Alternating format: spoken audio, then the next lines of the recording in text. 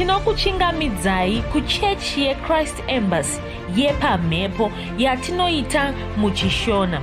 Iko zvino hapachina chikonzero chokupedza svondo rose usina kupinda chechi, nokuti painopindwa unenge usipo, kuda wakanga uri kubasa pakaenda vamwe kuchechi, kuda wakanga uri parwendo, kuda chechi yeChrist Embassy haisati yakuwanikwa kwaunogara, kana kuti unofarira hako kudzidza shoko raMwari nechishona.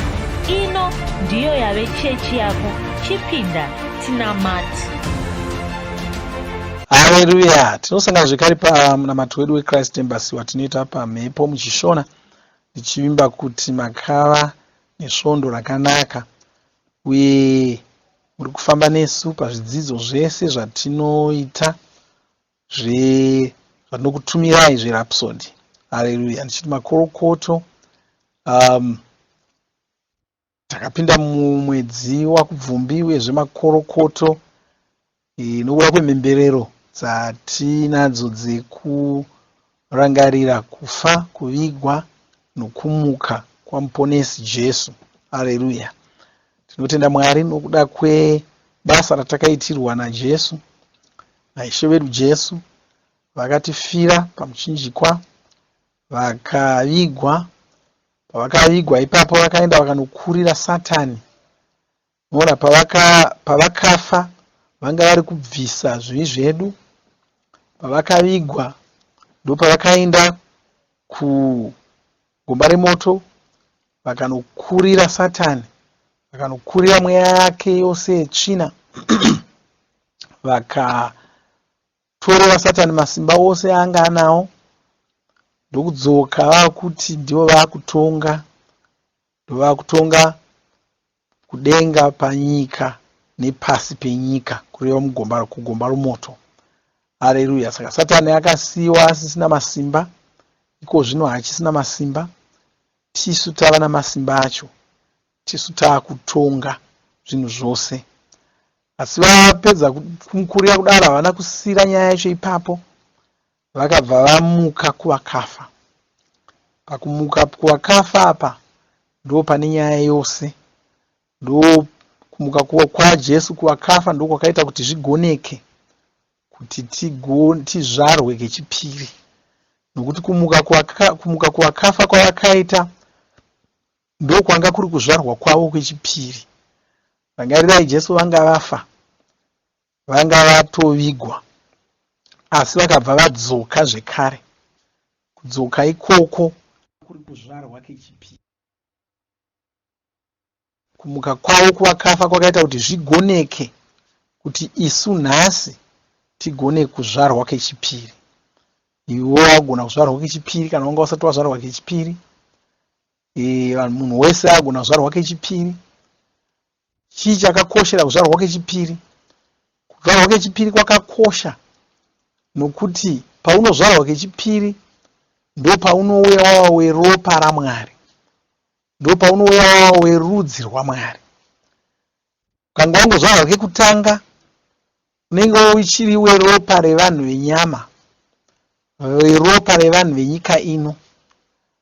Vanhu veropa renyika ino ndo vanorwara, ndo vanokundikana, ndo vanokurirwa, ndo vane minyama. Haleluya. Ndosaka vanhu vachitotaura vachiti hai inini ropa rangu rakashata. Ichokwadi ichocho. Ropa romunhu wenyika ino rakashata. Munhu ane minyama, munhu asingafambirwi nezvinhu zvakanaka anotaura achiti ropa rangu rakaipa, ndine ropa rakaipa, ndine ropa rakaipa. Sezvo une ropa rakaipa, nyaya inonakidza ndeyekuti hausi kufanira kuramba uchingori neropa rakaipa. Wagona kushanduka ropa, wagona kushandurwa rudzi, zvarwa kechipiri, uye weropa raJesu, uye werudzi rwaMwari. Ropa raJesu harina kushata. Vanhu veropa raJesu havarwari, havakurirwi, havakundikani. Vanhu veropa raJesu. Haleluya. Kai toda kuti ndikuverengerei chidzidzo cherhapsodi chanhasi kwanzi Jesu havana kufira vaKristu. 2 Vakorinde 5 tsamba yechipiri kuvakorinde chitsauko 5 ndima 11 kwanzi saka kana munhu muna muponesi ava imwewo mhuka itsva, zvaakanga ari kare hazvichisipo, tarisa uone zvavapo zvose zvava zvitsva. Haleluya. Mufudzi Kristu ava kutinyorera kwanzi isu tinotaura tichiti Jesu akafira nyika yose. Ichocho ichokwadi hacho, asi chinofanira kunatsa kunzwisisiwa, nokuti Jesu havana kufira vaKristu. Tingataura pamusoro pevanhu vose, tine zvinhu zviviri zvatinogona kunge tichireva. Tinogona kunge tiri kureva vanhu vose vari munyika muno kana kuti vaKristu vose. Saka Jesu akafira havo vanhu vose, kureva vanhu vose vari panyika. Vakarangwa vakamiririra munhu wose. Zvino ivo vakagamuchira kuti vakakufira, wakagamuchira kuti vakamutswa kuvakafa, vachimutswa kuti utorwe semunhu asina mhosva yaakapara. Izvi zvakabva zvaita kuti ushandurwe rudzi, mweya wako ukaitwa weropa raMwari. Ipapo ndipo pawakazvarwa kechipiri, ukabva wava muKristu, kureva kuti wakabva washanduka rudzi, ukava chipuka chitsva. Haleluya. Saka pawakaponeswa pawa wakashanduka rudzi, ukava chipuka chitsva, wava imwevo mhuka itsva. Haleluya. Mhuka isingarwari. Zvirwere zvinobata vanhu venyika ino hazvichagoni kukubata. Tofanira kunzwisisa ipapo, uye hachisi chinhu chinonetsa kunzwisisa. Tose tinozviziva kuti zvirwere zvinobata ng'ombe hazviwanzi kubata vanhu, zvizhinji zvacho hazvibati vanhu. Zvirwere zvinobata mbwa zvizhinji zvacho hazvibati vanhu. Nemhakei ropa. Haleluya. Ropa. Hapana paunonzi huku dzaita chikosoro, kuna vanochengeta huku vaya, huku dzaita chikosoro, wotohla kupinda muchikwere chehuku chiya, muchirugu chehuku chiya, uchiti hadzingandipomera chikosoro. Haugoni kupomerwa chikosoro chehuku. Nemhakei ropa. Huku dzine ropa radzo, iwe une ropa revanhu, kune ropa rehuku, kune ropa revanhu. Nemhaka yekusiyana kweropa ikoko, zvinobata huku hazvibati iwe. Kana uchinge wazvarwa kechipiri, ropa rashanduka, wava ropa ramuponesi Jesu, washanduka rudzi, zvinobata vanhu hazvichabati iwe. Hauchaindi kuvanhu uchitya kuti vangandipomera chimwe chinhu. Asi kuna mumwe akati ingawani ndakamboinda ndikapomerwa. Inyaya kuti wakaenda kuvanhu ivavo uchitohla kupomerwa, uchifunga kuti uchapomerwa. Ndiwo wakazvigamuchira, ndiwo wakabvuma kuti zviri muvanhu zvitapukire zvichiuya kwauri. Asi shoko riri kukurudzira kuti chisiyana nazvo, chizviudza kuti hazvichagoni. Wozviudza kuti hazvigoni kuti ndipomerwe. Haleluya. Handichabati zvirwere zvevanhu. Taura uchidaro, rarama semunhu anoziva izvozvo, woita zvinhu zvako semunhu anonzwisisa izvozvo. Ukaita saizvozvo, zvirwere zvichapedzisira zvava kuziva kuti uyu haabatwi. Haleluya. Hazvichauyi pauri. Haleluya. Saka unofanira kunzwisisa izvo, wava chipuka chitsva. Saka muKristu munhu mutsva, ndeimwewo mhuka, haachisiri munhu wekare, haana nhoroondo yeupenyu hwekare. Izvi ndizvo zvatinoziviswa mutsamba yechipiri kuvakorinde chitsauko 5 ndima 11.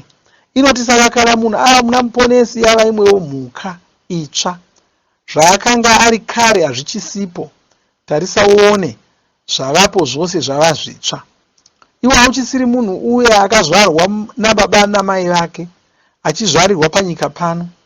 Munhu uyu ndiye waivapo kare, ndiye akanga aine zvivi. Munhu uyu akafa pakafa muponesi Jesu. Izvi ndizvo zvatinoziviswa neBhaibheri. Tinozviverenga muna Roma 3 ndima 3. Inoti tichiziva izvi kuti munhu wedu wekare akaroverwa pamuchinjikwa, akaroverwa pamwe namuponesi, kuti unhu hwezvivi huparadzwe, kuti tisaramba tichitongwa nechivi. Haleluya. Saka wava munhu mutsva, vanhu verudzi rwako vakatangira pakumuka kwaJesu. Izvi ndizvo zvatinoona muna Roma 8:3 inoti, kureva kuti patakanyikwa kudai takafutsirwa pamwe chete navo kuti tigorarama upenyu hutsva, sezvo muponesi vakamutswa kuvakafa vachimutswa nesimba raBaba. Kwaye vanhu verudzi rwako vakatangira pakumuka kwaJesu. Vanhu verudzi rwenyika ino vakatangira pakasikwa Adhamu, pakatadza Adhamu. Ndo pakatanga rudzi rwezvivi. Asi panyika pano rumwe rudzi rwavanhu vakafanana namuponesi Jesu, rudzi rwavanhu vatinoti vaKristu. Haleluya. Rudzi urwu rwakatanga pakamuka Jesu kuvakafa. Jesu ndiye munhu wokutanga kuva werudzi urwu. Paunogamuchira Jesu uchiponeswa, unobva wavawo munhu werudzi irworwo. Haleluya. Saka nzwisisa kuti washanduka rudzi, wava imwevo mhuka. Haleluya. Kwaye vanhu verudzi rwako ava vakasikwa vakarurama, vakasikwa vari vatsvene. Izvi ndizvo zvatinoziviswa muna vaEfeso 4:24. Inoti mupfeke munhu mutsva akasikwa akafanana naMwari, akarurama, aine utsvene hwechokwadi. Haleluya. Saka chipuka chitsva hachina nhoroondo yeupenyu hwekare. Vanhu verudzi urwu vakazouya pakumuka kwaJesu, kureva kuti vakanga vasati vavapo pakafa Jesu. Saka havasi ivo vakafirwa naJesu. Iwe unofanira kunzwisisa izvi. Zvinozokubatsira kurarama upenyu hwechiKristu. Zvinozokubatsira kunzwisisa kuti sei uchitorwa semunhu asina mhosva yaakapara. Nokuti Jesu vakamutswa kuvakafa. Kumuka kwavo ndiko kwakaita kuti titorwe sevanhu vasina mhosva yavakapara. Izvi ndizvo zvinotaura Bhaibheri. Tinoverenga izvi muna vaRoma 4:25. Iwe wava muna muponesi, saka wakachenurwa, hauna chivi chawakambopara. Ndiko kuonekwa kwaunoitwa naMwari. Uri kururama kwaMwari, uku kururama kuya kuri muna muponesi. Haleluya. Saka uri munhu anoshamisa, uri munhu asiyana navanhu venyika ino. Nzwisisa kusiyana kwako ikoku. Nzwisisa rudzi rwako rutsva irworwu. Haleluya. Regai ngotora nguva ingonamata tichitenda Mwari zvokuti shandura rudzi. Oh, haleluya. Malikoda branco latramizaki dojda mazoria kadimande groshta balagria sentemero krobidara gosia dralira de lostria manda giria branco de kosha bala gracia di cosia male cretomizilia ganstreli straki magiga le prosidaria grenstomali crasia gigento mali crasi domia galepro kadimozi la tremegiga branco. Baba tinokutenda inokurumbidzai pambiri nekudzo kwamuri. Tinokutendai noda kwoupenyu hwamakatipa, upenyu hwasikasiyana noupenyu hwevanhu venyika ino. Tinokutendai Mwari, topambiri nekudzo kwamuri. Chinyengetera muno mwanamata neni pamunamato uno, abatana neni pamunamato uno. Notaura maropafadzo pamusoro poupenyu hwake. Nezita raJesu Kristu ndinodzinga zvirwere kubva mumiviri yavo, ndinodzinga marwadzo nematenda ese kubva mumiviri yavo nezita raJesu. Muzita raJesu nchirara kuporeswa kwenyama yavo, kuporeswa kwemiviri yavo muzita raJesu. Ndinorara kuporeswa. Uyo anonzwa chifuva ndinorara kuporeswa kwechifuva chake muzita raJesu. Haleluya. Baba ndinopambiri nekudzo kwamuri, ndinokunamatai nokukudzai. Amen. Haleluya. Haleluya. Atisapedza tichambotora nguva yekumbonamata tichirumbidza Mwari. Kana ungasati wazvarwa patsva, tichazobva tanamata pamwe chete newe. Chinamata kuti uponeswe, uzvarwe patsva, uzvarwe kechipiri. Mwari wako pafadze. Tisangane zvekare musvondo rinouya tichidzidza shoko raMwari tichinamata pamwe chete. Amen.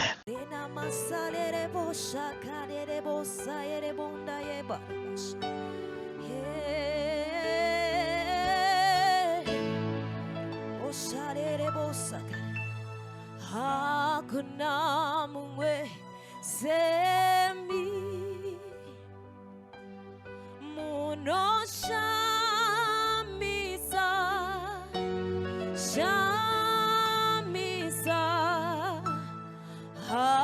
hakuna mumwe semi makatendeka tendeka hakuna mumwe semi Jesu munoshamisa munoshamisa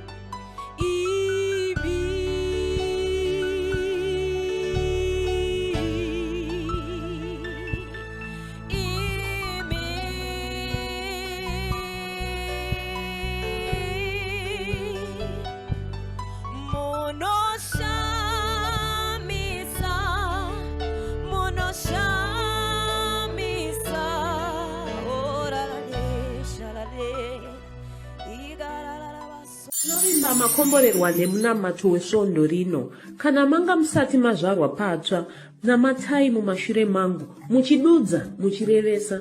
Taurai muchiti, Mwari vari kudenga, ndinouya kwamuri, ndinokoka Jesu kuti vapinde mumwoyo mangu. Ndinokumbira kuti Jesu vatonge upenyu hwangu. Ndinopupura kuti Jesu ndivo vava Ishe wangu. Saka ndinogamuchira upenyu usingaperi mumweya mangu. Ndazvarwa patsva, ndava chisikwa chitsva. Ndinokutendai. Amen. Makorokoto mazvarwa patsva, tinokugamuchirai muchechi yeChrist Embassy. Titumirei zita renyu nekwamunogara. Munogona kutumira iri SMS kana WhatsApp pa 0772 215 kana kutuma tsamba pa shona@gmail.com. Muchida kupa mpiro yenyu neEcocash, rovai namba *151*2*5*58225# motevera zvinenge zviri kutaurwa neEcocash ipapo. Kana muine nhare dzemazuva ano munogona kushandisa KingsPay kupa mpiro yenyu. Shandisai kodi inoti TNIOG nemavara makuru. Tinoda kukuzivisai zvinotevera. Tinokurudzira kuti musadarikwe nezvidzidzo zveRhapsody. Zvidzidzei kuti shoko riwande mamuri, mugone kumirisana nezvinhu zvinonetsa muupenyu. Tinodavo kuzivisa vane nhare dzeEconet kuti *205# mava kugona kuwana Rhapsody panhare dzenyu kunyangwe musina WhatsApp. Rovai nhare idzi muwane Rhapsody panhare dzenyu zuva rimwe nerimwe. Munorova *205#, mosarudza daily devotional. Subscribe Shona Rhapsody muchishona. Munamato uno munoubata pa WhatsApp, pa radio, pa YouTube panoti Shona Online Church, pa www.ce-shonachurch.org, nepa vcc.rhapsodyofrealities.org. Tinokumbira mutizivise kana muri kutibata pane imwe yenzvimbo idzi. Kana pari painternet munogona kunyoresa muchitipa zita renyu. Kana pari pa WhatsApp tinyorerei tigopota tichikutumirai zvimwe zvidzidzo, kana kutitumira SMS pa 0772 166 928. Ivai nesvondo rakanaka.